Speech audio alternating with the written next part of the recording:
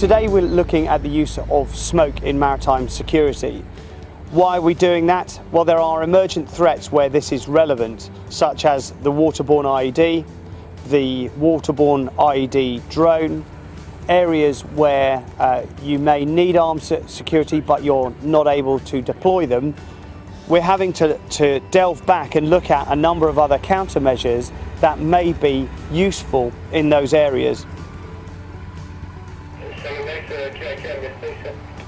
So the use of smoke in naval warfare goes back a long way. In World War I and World War II, it was used extensively to obscure a target, to prevent the enemy spotters from seeing where shots were landing in large gun battles. The use of smoke dropped off in the missile age because the missile's radar could see through smoke, and so it became almost obsolete. The reason it's relevant today is that in small boat crime, their targeting is visual, and it doesn't matter whether you're talking about someone in the boat or whether you're talking about a TV-guided waterborne IED, which is the latest, newest threat. It may well be that smoke is the answer to defeat that threat. Today we're here to experiment with the use of smoke. We've brought Artemis, our small fast boat, with our World Powerboat Champion to drive it. We've brought Alacrity, which is our tug, and we've hired a load of smoke generators.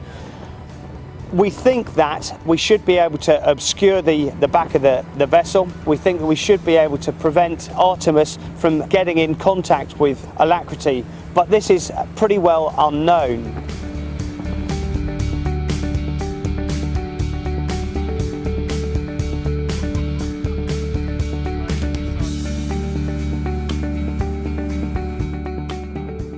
There are a number of factors that we're expecting to be at play, not least of which is the direction of the wind. A high relative wind, that is when the ship is going fast and the smoke is being drawn behind the vessel, is absolutely ideal. The worst case scenario is where we're running upwind, we start to generate smoke and then surround ourselves and can't see what we're doing. As any good army officer would tell you, the use of smoke is a double-edged sword. It prevents the enemy from seeing you, but it also prevents you from seeing the enemy. So it may turn out in our experiment that it's a good thing that we're surrounded by smoke. We certainly don't want the bad guys to see us. We can see them through the use of radar and thermal imager. And so as we fiddle around and play with the use of smoke, we'll hopefully draw out of that some kind of tactical development that will allow us to see how that is used in practice. We may think something may be effective, and we have an idea, it seems logical, but only when you bring all that kit together, and that involves usually a fair number of people and also equipment, do you really get a feel for what it might be like. And very often we have secondary questions that are brought out by that, and it's those secondary questions that turn out to be the far more interesting ones. So we're currently at anchor in the vicinity of Fort Gilkicker. We've done a brief experiment looking at the use of smoke in defeating asymmetric warfare, so be that pirates or terrorists, and it doesn't matter whether they are terrorists shooting at the vessel or whether they're using a blast attack or even indeed whether it's a drone vessel. The idea is we're trying to see if you can use smoke in order to disrupt their visual targeting process and ultimately defeat them at the last possible minute. Yeah. There have been some really interesting initial findings. The first thing is that smoke is a double-edged sword. It's possible to prevent them from seeing you, but it's also prevents you from seeing them. It also, if the wind is in the wrong direction, prevents you from seeing anything at all. So the wind, unsurprisingly, is absolutely crucial in the deployment of smoke. The other thing is that whilst the smoke was incredibly persistent, indeed it looked like a fog bank drifting with the wind, the problem was it didn't stay in the area where you needed it to for long enough. It was distributed fairly quickly by the wind. We don't have very much wind today. It's about 10 knots, and so it was quite easily defeated by the wind. The concentration of smoke viewed from the deck looked quite plausible. We were able to ensure that we couldn't see the vessel, and it looked like it was laid in a thick bank astern of the vessel, particularly when we were driving into wind. Whether it looked like that from the small fast boat, we'll have to see, and maybe look at the camera angle from the small boat. If you're directly behind and the smoke's coming towards you, yes, it would conceal something, but you'd only have to be a couple of degrees to one side of the smoke and you can see the whole vessel, clear as day. Even if it was stationary, the wind blowing in any direction just sort of will take, but if you're downwind of the smoke, then obviously it's concealing it from you. Do you enjoy being part of this team? Yeah, it's fantastic. Yeah, it's lovely doing the R&D that breaks all the rules, really. We actually go out and find out facts, not what the book says. So we're back here in the office and we've had a chance to review the footage from the day at sea. So what did we find out?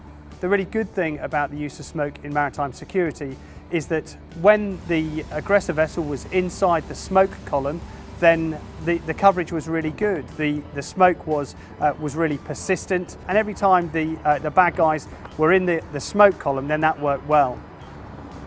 One definition before we start to look at the performance of the smoke is sector.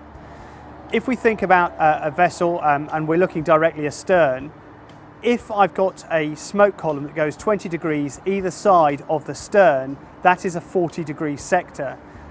The 40-degree sector tells us the width of the smoke column as it falls behind the ship. Inside the sector, the smoke performance was good. It was very difficult to see the larger vessel, and the smoke was relatively persistent. But the good news ends there. If you can imagine being on a bicycle and following a lorry in its slipstream, you can get an idea of what it's like to be in the smoke column behind the vessel. Whilst it's very effective whilst you're in that slipstream, it's quite easy to move a few yards to the left or right and drop out of the slipstream. And so it was with the smoke. It turned out that sector was not wide enough, particularly where the smoke stepped off directly on the stern of the vessel. The other limiting factor for smoke is the wind direction. Smoke is geostationary. It will stay where it is if the wind doesn't blow it in a particular direction. So the smoke will be generated and the ship will drive away from it. That will mean that the smoke is not where you need it, which is around the ship or around the hostile vessel.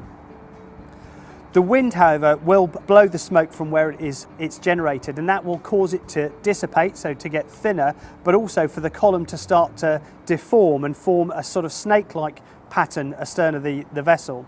The problem with that is that the column of smoke is not terribly wide, and that will mean it's quite easy for them to step out of the column of smoke and to see our vessel. One of the significant issues we have with the smoke generators is that they draw an awful lot of power.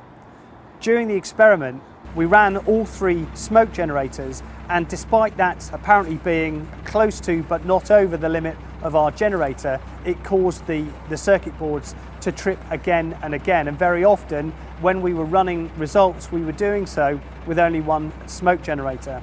So having analysed the data, we draw the conclusion that we probably need to run this experiment again.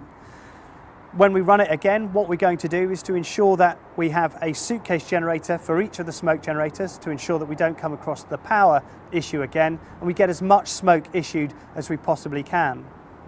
The other conclusion that we draw is that we had the smoke generators at the forward part of the towing deck. That meant that the smoke dissipated as it went over the stern of the vessel. It also meant that the smoke sector was much thinner than we'd hoped, and one of the things that we thought that we might look at is ensuring there was enough smoke to shroud our own vessel. We'd definitely like to give that another go and see if we can make the smoke sector wider, but also mitigate for the fact that the hostile vessel, when it stepped out of that thin column of smoke, was still able to see us. If the target vessel itself is shrouded in smoke, that may prove to be much more effective than just trailing smoke astern of the ship.